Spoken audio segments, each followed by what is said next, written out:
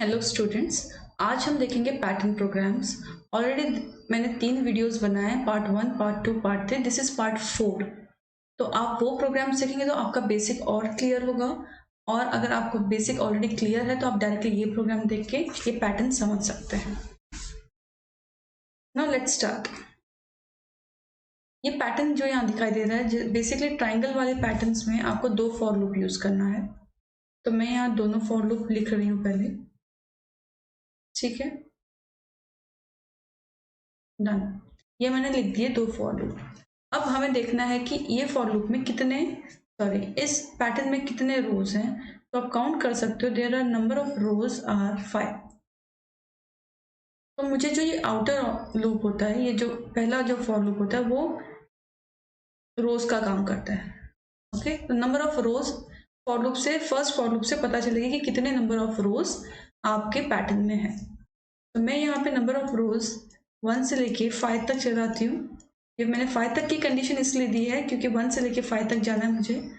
I am going from 1 till 5, that means 5 rows, because each time I value is getting incremented. Okay, अब आते हैं आगे जे के पास। जे मतलब इट इंडिकेट्स द कॉलम। ठीक है, कॉलम आप देख सकते हो। कॉलम के ऊपर ध्यान देना है क्योंकि यहाँ पे जो पैटर्न है उसमें कॉलम वाइज डिस्प्ले में डिफरेंस आ रहा है। पहले कॉलम में देख सकते हो, यहाँ पे फर्स्ट कॉलम में खाली एस्ट्रिक प्रिंट हो रहे हैं, थर्ड कॉलम में एस्ट्रिक प्रिंट हो रहे हैं, और फिफ्थ कॉलम में भी एस्ट्रिक प्रिंट हो रहा है। और हैश किस में प्रिंट हो रहा है? Second and fourth column.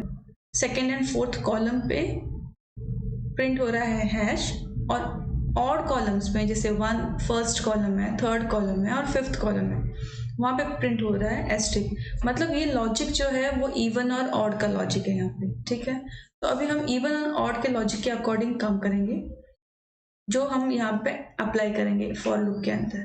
ठीक है, पहले देख लेते हैं कि जे क्या लिखना है। जे मतलब जो हमारा वेरिएबल होगा। मैंने पहले भी कहा है, जब भी ट्रायंगुलर फॉर्मेट में आपका पैटर्न दिया है तो जो कंडीशन होगी जे की वो डिपेंड होगी आई के ऊपर। ठीक है, पहले रो में कितने सिंबल्स प्रिंट हो रहे हैं? खाली 1 symbol, so we are taking J as 1। ठीक है, और वो नेक्स्ट में इंक्रीज हो रहा है, फिर इंक्रीज हो रहा है। तो इंक्रीज हो रहा है तो आप इंक्रीजिंग की तरफ जाओगे। जे पहले बार एग्जीक्यूट होगा तो 1 टाइम एग्जीक्यूट होगा, second time 2 times it will execute.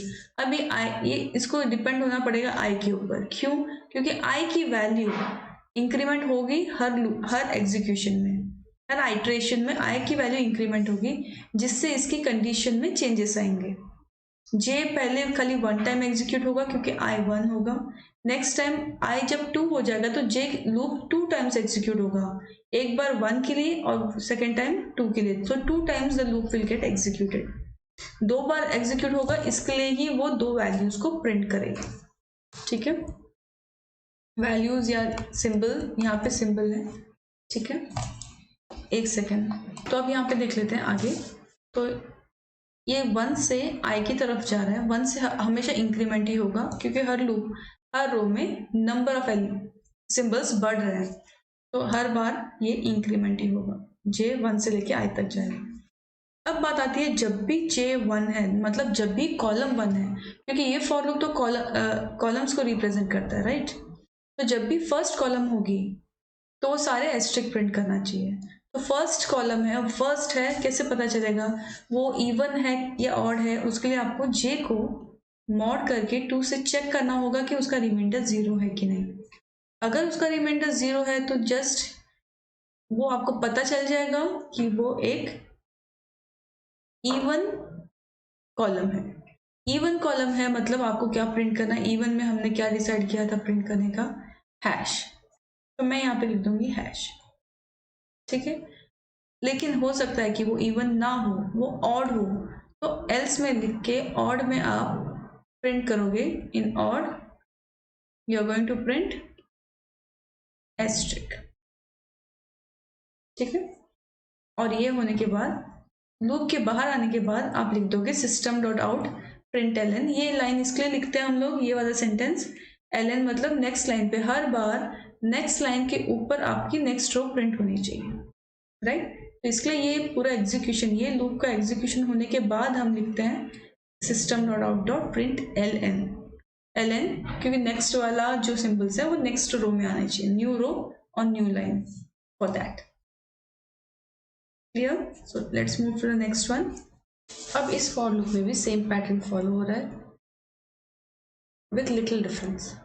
वो डिफरेंस को ध्यान से देखना है और आप खुद भी आइडेंटिफाई कर सकते हो कि इसमें वो डिफरेंस हो क्या रहा है। बाकी बेसिक सेम है जैसे हमने अभी जो पैटर्न फॉलो किया था, वही इफ एल्स का, क्योंकि यहाँ पे भी अल्टरनेट कॉलम्स में एस्ट्रिक और नेक्स्ट कॉलम्स में हैश प्रिंट हो रहा है।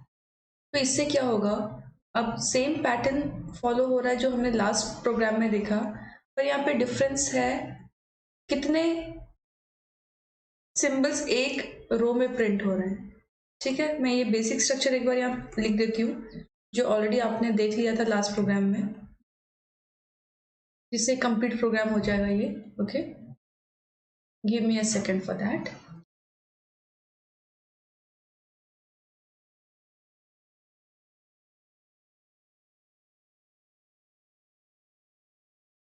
ओके,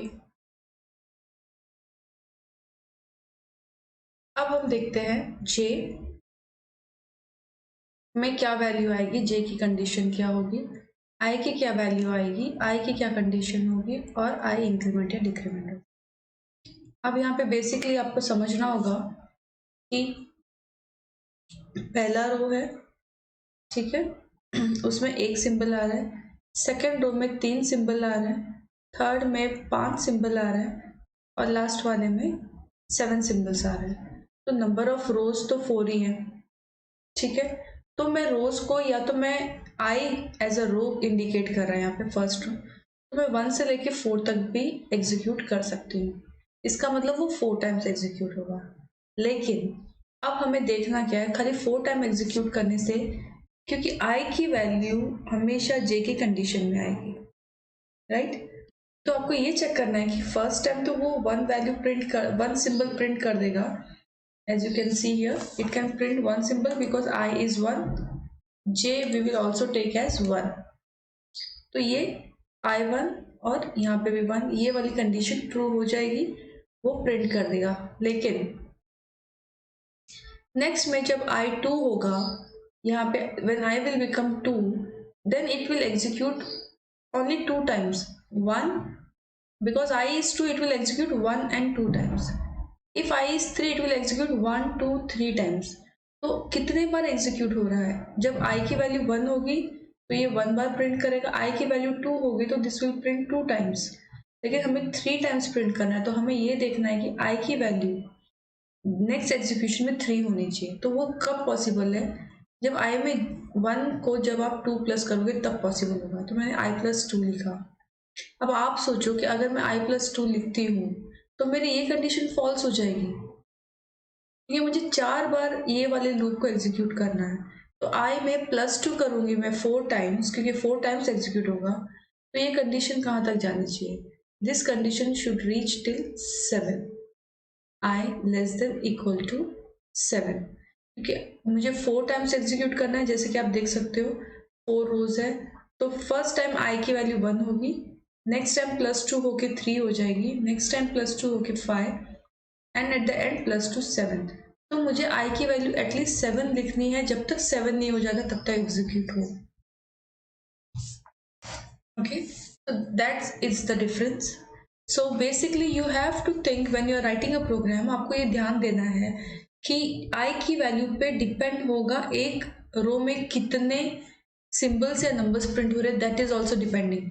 नंबर ऑफ रोज तो डिपेंड हो ही रहे हैं, कितने नंबर ऑफ रोज है, that is depending on the i, this for loop, but also this i is being used here, j k condition में भी यूज कर रहे हैं हम लोग।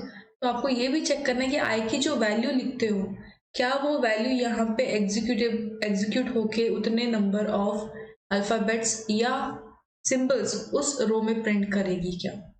ठीक है, अब इसका लॉजिक मैं आपको क्लियर कर देती हूँ। ठीक है, ये ऑलरेडी सेम पैटर्न ही है जिस टाइप के पैटर्न अभी हमने 2 सॉल्व किए थे, पर मैं फिर भी बता दूंगी कि ये वाला पैटर्न कैसे करना है, पर करोगे आप खुद से।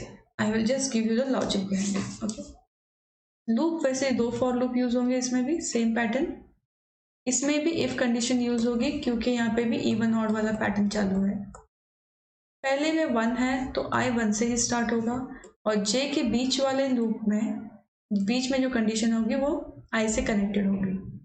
ठीक है, अब आप खुद डिसाइड करो कि जे, यहाँ पे जे की वैल्यू क्या होगी और यहाँ पे आई की वैल्यू क्या होगी, यहाँ कंडीशन क्या होगा, वो सब आप खुद से डिसाइड करो. मैंने इतना ज़रूर बता दिया कि यहाँ पे जो भी जे की कंडीशन होगी वो आई से कनेक्ट करनी है आपको. ठीक है, और यहाँ पे इवन ऑड वाला फॉर्मूला, इवन ऑड वाला लॉजिक लगाना है. उसके अकॉर्डिंगली जो प्रिंट करोगे वो आपको देख लेना है, system dot out dot print वाला. All the best and try by yourself. Definitely you will get the answer, and if you are able to get the answer by doing yourself after looking at this video, please write in the comment that it was successful and it was worth to see the video, to watch this video. Okay, thank you very much. Bye bye.